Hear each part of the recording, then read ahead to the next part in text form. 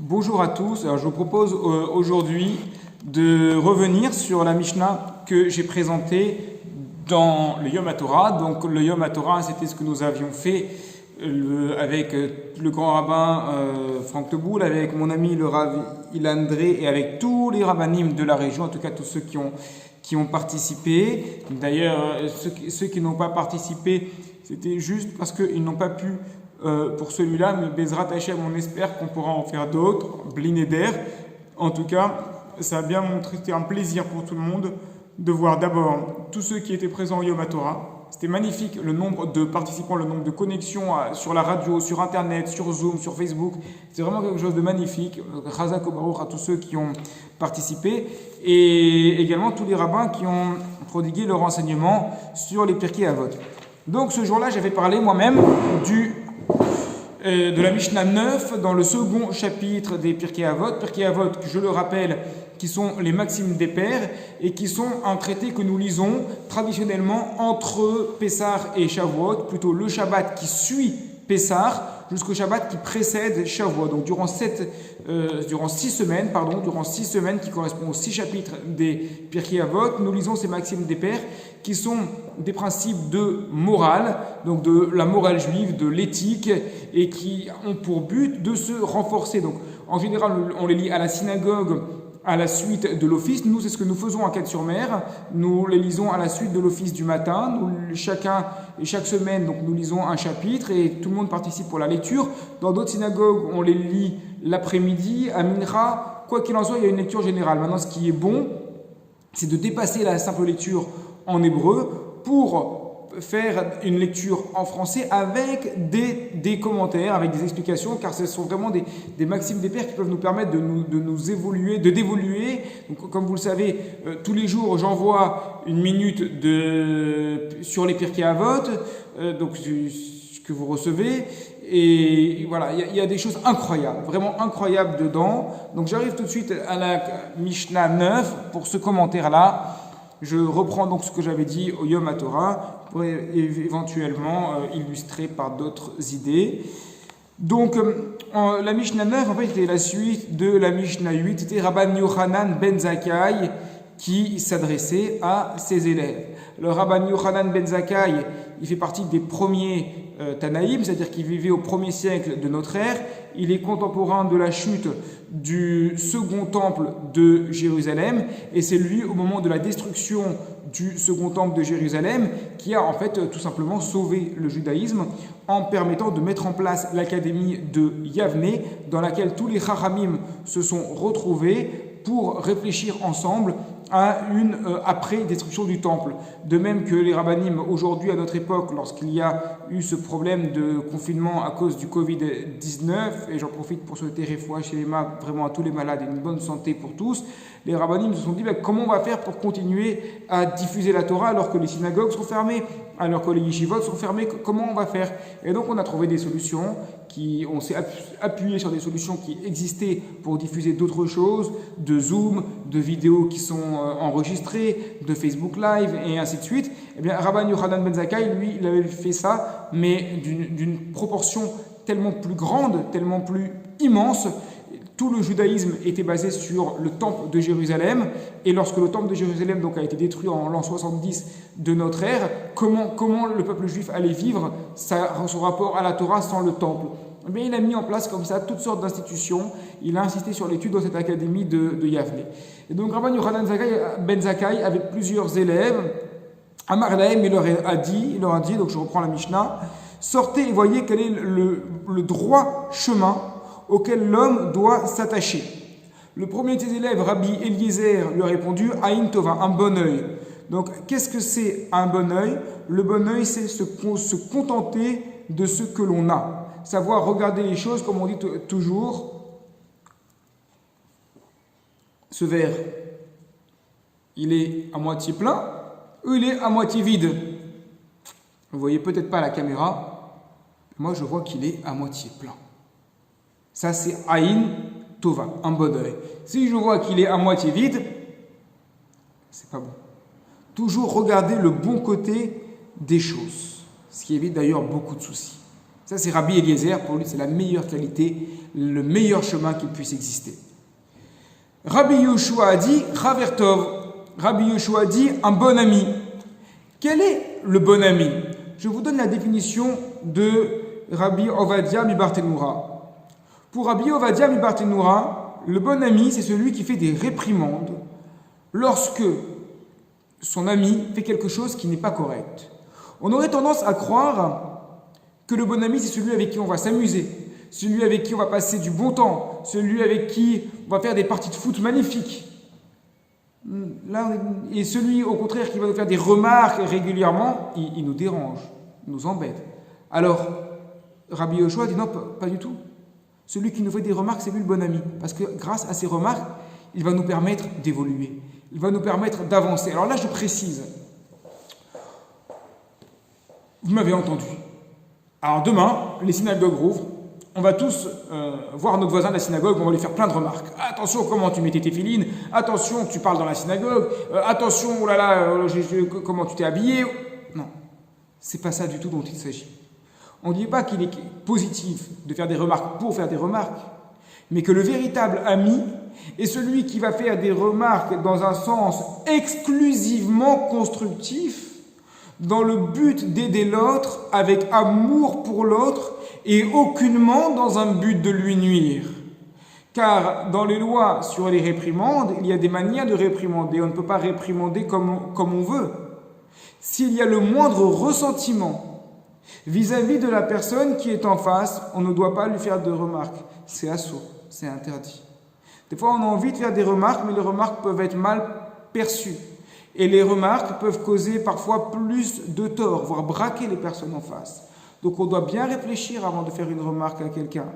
Est-ce que cette remarque risque de froisser la personne en face? Et si elle risque de froisser la personne en face, est-ce qu'il ne faudrait pas mieux que je ne fasse pas la remarque? Maintenant, on parle de deux amis, de personnes qui ont un lien d'amitié. Ils sont déjà amis. Donc les mots qui vont être dits ne vont pas froisser, on sait que c'est sincère. Et lorsqu'on sait que la personne qui nous parle nous dit des choses sincèrement, même si sur le moment ça dérange un petit peu d'avoir une remarque, la remarque on va l'intégrer, on va l'écouter. Surtout si c'est quelqu'un qui nous a déjà rendu des services, surtout si c'est quelqu'un qui a prouvé par le passé qu'elle était là pour nous aider. Alors à ce moment-là, on va être mékabel. À ce moment-là, on va accepter ce qu'elle nous dit. Ça, c'est l'opinion de Rabbi Yoshua. Rabbi aussi lui dit Sharen Tov, un bon voisin.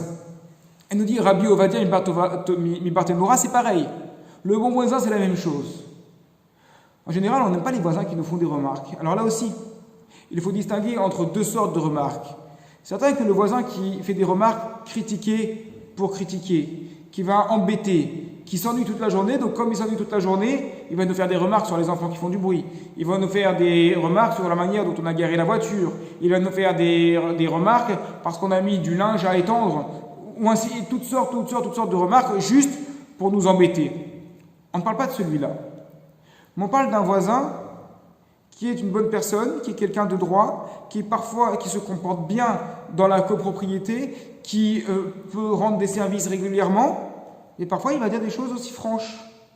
Moi, j'ai eu le cas avec mon voisin, avec qui j'ai eu beaucoup d'accrochages depuis plusieurs années, mais c'est quelqu'un que j'aime bien, il m'a fait plusieurs remarques, mais en même temps, lorsqu'il y a eu besoin de lui, il a rendu service.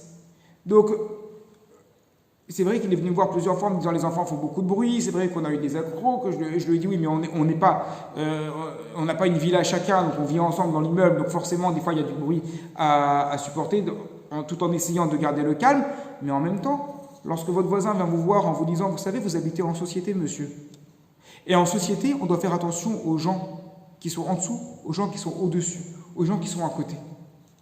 Cette remarque-là elle est pertinente. Alors, si c'est quelqu'un qui vient voir embêter pour embêter, évidemment, nous, on ne parle pas de cela. On parle de quelqu'un qui, à côté de ça, est une bonne personne et quelqu'un de droit. Maintenant, quelqu'un de droit, il sait dire les choses franchement. Dire, monsieur, voilà, on est voisins, je vous apprécie, mais juste, je veux vous dire qu'il y a trop de bruit et que, avec tout le respect que je vous dois, vous devez faire attention parce que nous vivons en société. En société, il y a une manière de se comporter. Donc ça, c'est quelque chose de positif. Je reviendrai sur les exemples avec mon voisin, parce que je sais que lors du Yom HaTorah, j'ai eu quelques échos des personnes qui ont bien aimé cet exemple. Je reviendrai donc tout à l'heure dessus. Mais je passe maintenant à Rabbi Shimon. Rabbi Shimon qui dit « Aroé et anolad », celui qui sait anticiper. Quel bonheur de savoir anticiper les choses. Évidemment, on ne sait pas tout anticiper. Évidemment, c'est Akadosh Baruch Hu qui dirige les choses.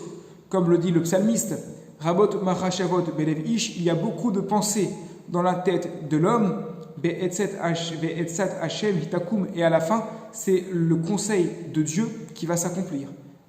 On fait des plans, mais parfois les plans s'évanouissent, partent en fumée, parce que Hachem, Akadosh Baruch Hu, c'est lui qui a prévu quelque chose pour nous. On l'a bien vu avec cette période, on avait tous des plans, on avait tous des projets qu'on a dû modifier, qu'on a dû organiser d'une manière différente, qu'on a dû réarranger parce qu'il y a eu le Covid-19, parce qu'il y a eu le confinement, parce qu'on était bloqué à la maison, parce que le monde s'est un peu arrêté, bloqué, changé de manière différente. Donc évidemment, on peut anticiper, mais il y a toujours une limite à cette anticipation. Malgré tout, savoir anticiper est une bonne qualité, ça permet de s'organiser, ça permet de faire le bien autour de soi, également de calculer, nous dit Rabbi Ovadia Partenura, de calculer lorsque parfois il y a un calcul à faire entre une mitzvah que je dois accomplir par rapport à une mitzvah que je risque de manquer, à long terme, qu'est-ce qui va m'apporter le plus dans la Torah? C'est vrai vis-à-vis de Dieu, c'est vrai vis-à-vis des hommes. Et le dernier à s'exprimer est donc Rabbi Elazar. Rabbi Elazar qui dit Leftov, le bon cœur. Qu'est-ce que c'est le bon cœur? Le bon cœur, dit Rabbi Ovadia Bartenura, le cœur c'est ce qui permet de gérer le reste des forces, le reste des membres. C'est donc la source à partir de laquelle vont découler toutes les actions à venir.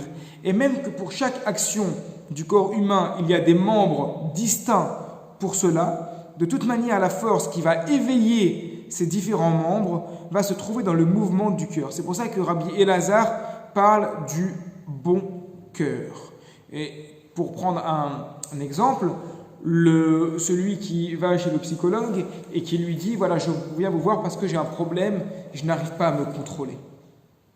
J'arrive pas à me contrôler, c'est pas possible.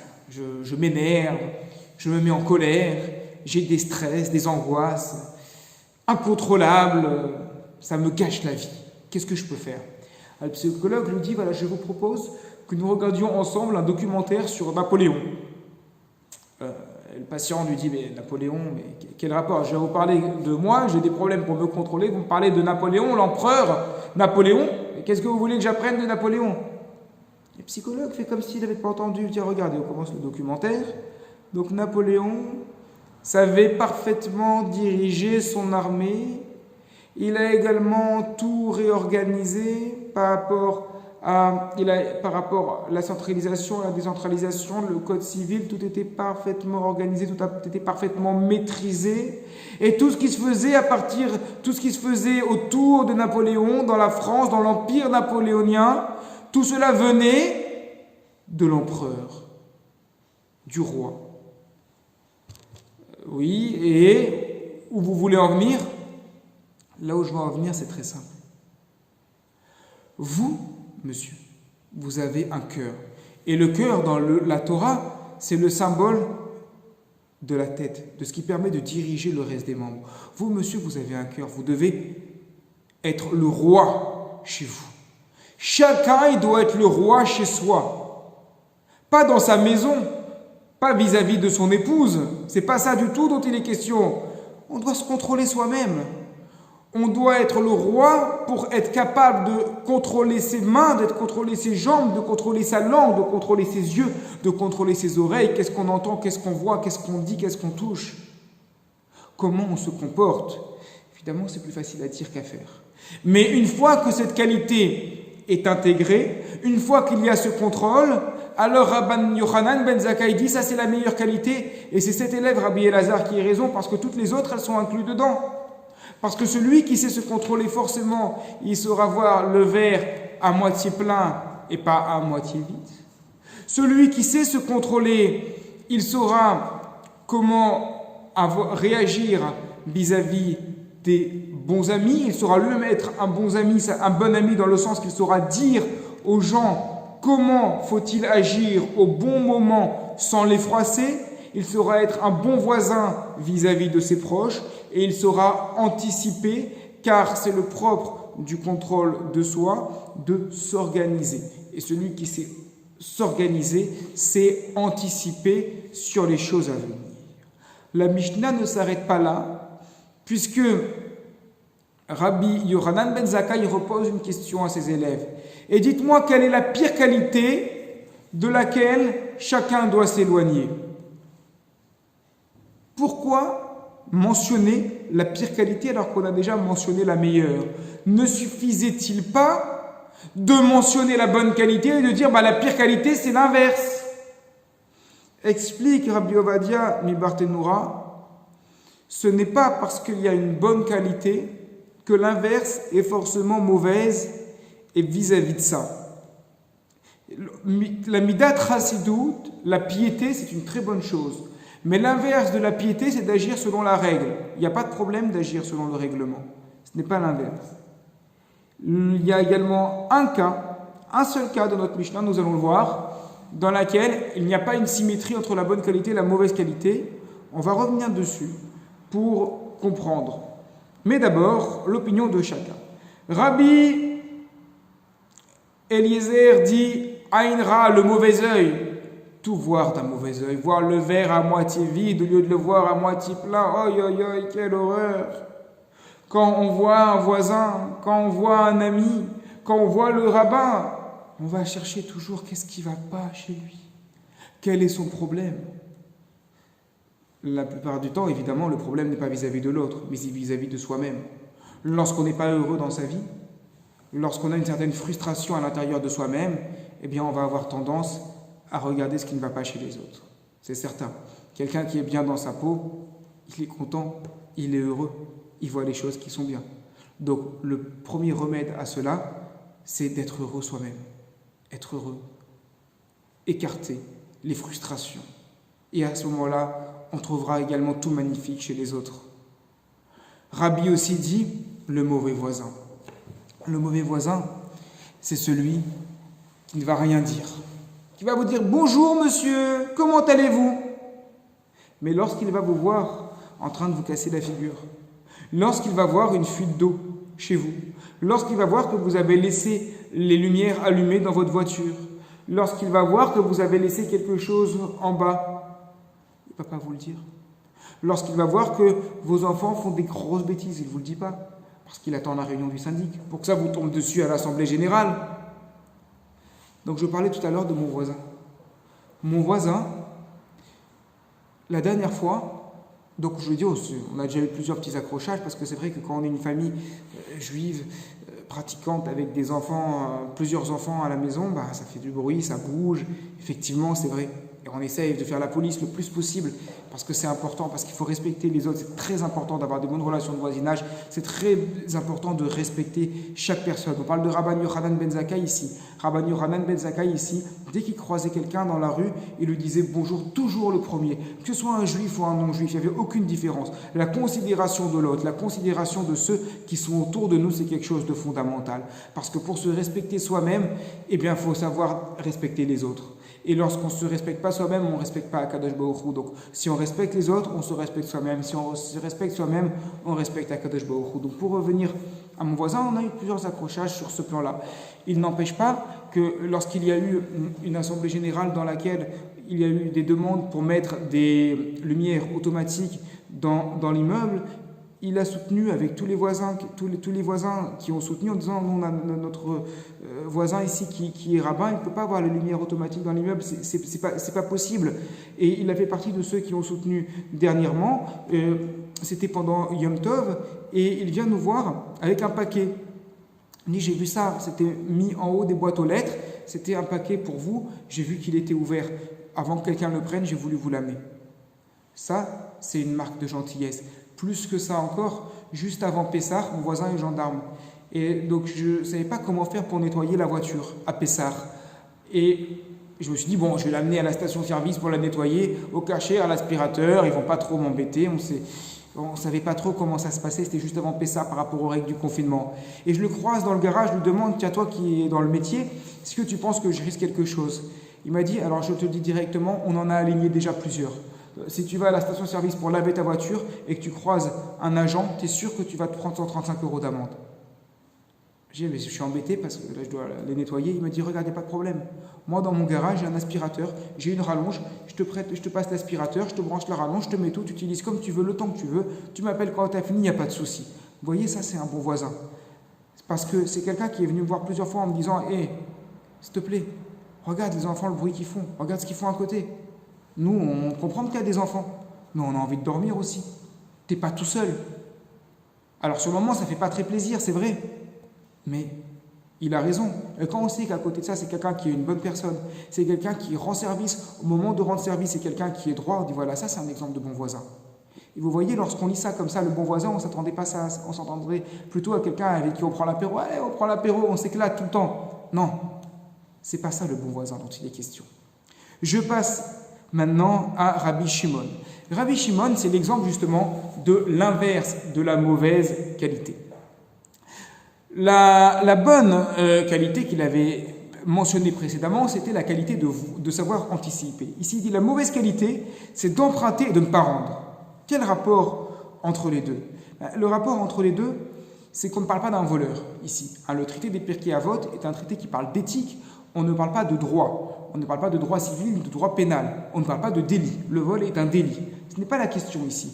On parle de quelqu'un qui voulait rendre, mais il est tellement mal organisé, il a tellement mal anticipé qu'au moment où il a pris le crédit, il n'a pas vu qu'il n'aurait rien pour le rendre, il n'aurait rien pour rembourser après. Donc c'est donc l'inverse de celui qui ne s'est pas anticipé. Maintenant, on peut ne pas anticiper dans certains domaines et ce n'est pas grave. C'est pas une qualité c'est pas un défaut qui est grave. C'est pour ça qu'on n'a pas dit précisément l'inverse, ne pas savoir anticiper. Quelqu'un qui ne sait pas anticiper dans son travail personnel, quelqu'un qui ne sait pas anticiper dans son organisation, comment il va ranger sa maison par exemple, comment il va arranger ses affaires dans ses armoires, c'est son problème entre lui et lui-même, ça ne dérange personne, ni les autres, ni Hachem. En revanche, il y a certains domaines, mais c'est bien certains domaines uniquement, dans lesquels le manque d'anticipation va causer des désagréments, et vis-à-vis de soi-même, mais également vis-à-vis des autres, puis vis-à-vis de Hakadosh Baruch Hu, vis-à-vis d'Hachem. C'est la suite de la Mishnah, Echad alove mina adam que love mina makom baruch Hu. Quelqu'un qui emprunte de l'homme, c'est comme s'il empruntait d'Hachem. Comme il est dit, love racha velo yeshalem betzadik ronen venoten. Le rachat emprunte et ne paye pas, alors que le tzadik, au contraire, il va donner grâce et il va donner de manière générale. Et ils expliquent, les commentateurs, effectivement, que c'est vis-à-vis d'Hachem, parce que celui qui a prêté, Hachem il lui rend. Celui qui s'est prêté, Hachem il va lui rendre d'une manière ou d'une autre. Donc il faudra lui rendre. Donc celui qui n'a pas remboursé, à qui il a pris finalement? Il a pris à Kadosh Baruch Hu. Et Rabbi Elazar termine cette Mishnah en disant lève ra, un mauvais cœur. La pire des qualités, c'est un mauvais cœur. Donc ici, pareil, le mauvais cœur, c'est ne pas savoir se contrôler. Parce que quand on n'est pas capable de se contrôler soi-même, on arrive à des choses qui sont très très mauvaises. Le Rav Emmanuel Mergui, mon Rav Rosh Kollel du Kollel dans lequel j'étudie Torah Traim à Nice, le Sej, il a rappelé au moment du Yom HaTorah le passage du Talmud qui dit un homme on le connaît par trois choses: Karasso, sa colère; Koso, son verre; et un troisième élément que j'ai oublié. Mais la colère, c'est justement le fait de ne pas savoir se dominer. Le verre, c'est le verre de vin lorsqu'on a bu par exemple à Purim, comment on va se contrôler. Et le troisième, oui, c'est Kisso, son sac, sa bourse, c'est-à-dire son porte-monnaie. Comment il va être vis-à-vis de son argent? Est-ce qu'il va savoir donner? Est-ce qu'il va savoir dépenser, savoir mettre la main au portefeuille pour aider ceux qui sont en problème, dans la difficulté et qui lui demandent? Ou alors, parce que non, c'est plus fort que lui, il va avoir cette accro à l'argent et vouloir le garder de toutes les manières. Donc quelqu'un qui ne sait pas se contrôler, ça va se répercuter dans tous les domaines de la vie. Il va être colérique, il ne va pas savoir comment anticiper les choses dans sa vie familiale, dans sa vie professionnelle, il ne va pas réussir à avoir des bonnes relations sociales vis-à-vis et je parle de vraies relations sociales, encore une fois. Il y a des personnes qui sont toujours disent bonjour, toujours bonjour aux uns, aux autres, qui appellent les uns, qui appellent les autres, plein de salam alek tout le temps et tout le temps et tout le temps, mais il n'y a pas de vraie relation honnête et franche avec des aides, des soutiens concrets qui s'accompagnent également de remarques franches et directes. Parce que je le rappelle, les remarques franches et directes, si elles sont une qualité indéniable, elles doivent être accompagnées derrière d'un soutien également, c'est certain. Donc, le mauvais cœur. Et donc, comme je le dis régulièrement, mon Rav Moshe Mergui, à qui on souhaite également toujours un bon rétablissement, puisqu'il a été atteint du Covid-19, mais si maintenant ça va beaucoup mieux, Baruch Hashem, on lui souhaite quand même un bon rétablissement, fois chez les mains, on dit bien chez les mains, c'est-à-dire que ce soit une guérison qui soit complète, Bezrat Hashem, ainsi qu'à tous les malades, on souhaite vraiment une grande réfoua chez les mains. Et donc le Rav Mergui dit toujours appris, lorsqu'on dit un mot de Torah, on doit terminer par une belle parole. On ne va pas terminer par le mauvais cœur, on va terminer par le bon cœur. Avoir un bon cœur. Avoir un bon cœur, être bon, tout simplement. On doit aspirer à cela, et ces Pirkei Avot, ces maximes des pères, elles sont là pour nous les rappeler. Voilà donc pour le cours de cette semaine, donc inspiré des Pirkei Avot qui est lié au Yom HaTorah. Je vous souhaite les meilleures des choses, donc on l'a dit, la bonne santé pour tous, Bezrat Hashem, et je vous dis à très bientôt.